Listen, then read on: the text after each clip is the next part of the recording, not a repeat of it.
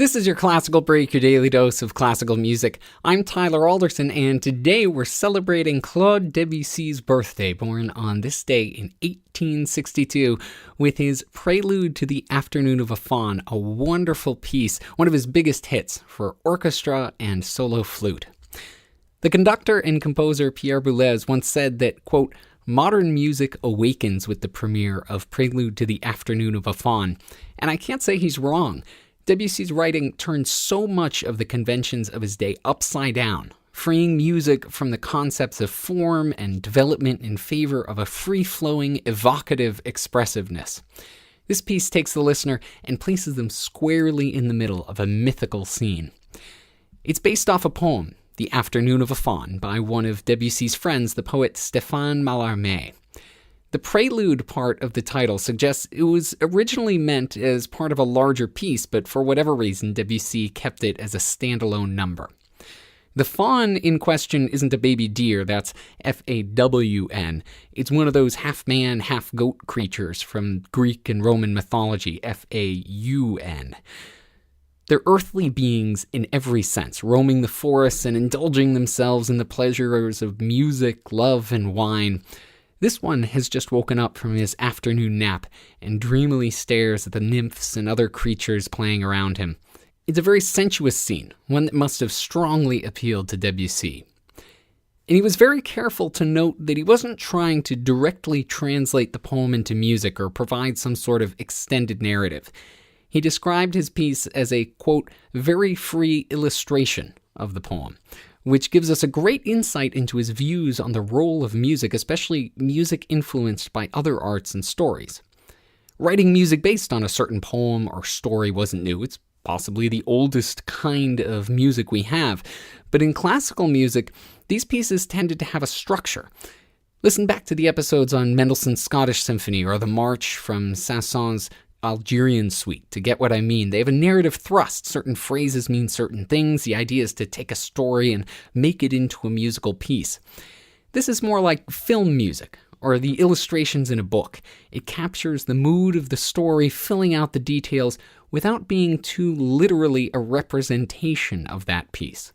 The original poet was actually not too pleased that Debussy was making music from his work. He thought it just wouldn't translate well. But Debussy takes an entirely different approach. There are themes and motifs that pop up throughout, most strikingly the winding opening melody played by the solo flute before the rest of the orchestra comes in. But the focus is on the texture of the orchestra and the moods of the faun. Debussy's not trying to tell a story, he's painting a picture. Some of Debussy's premieres didn't go so well, with critics, audiences, sometimes even the musicians themselves pushing back. But they loved this piece, with the audience demanding it be played in its entirety right then and there. And the poet, Mallarmé, who didn't like Debussy using his poem, well, he went to the premiere, and it completely changed his mind. He sent a note to the composer saying, quote, "Your illustration of the Afternoon of a Faun, which presents a dissonance with my text only by going much further." And ending with, quote, "I press your hand admiringly, Debussy." Here's Fernand Dufresne on the flute and Constantin Silvestri conducting the Orchestre Nationale de la Radiodiffusion Télévision Française with Debussy's Prelude to the Afternoon of a Faun.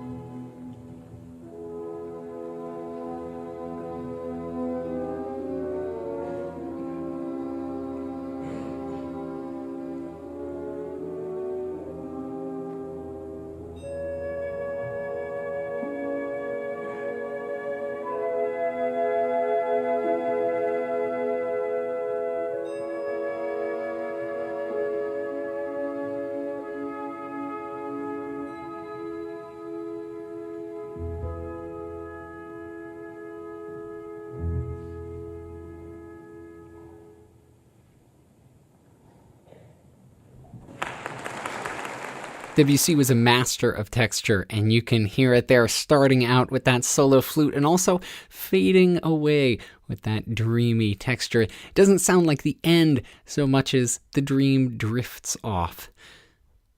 Thanks to the orchestra and soloists for putting that up on imslp.org. And thank you for listening. If you have the chance, please rate and review this podcast wherever it is that you're getting it. I'm Tyler Alderson, and tomorrow for your classical break, we're celebrating another birthday, Moritz Moszkowski, with his first piano concerto. I'll see you then.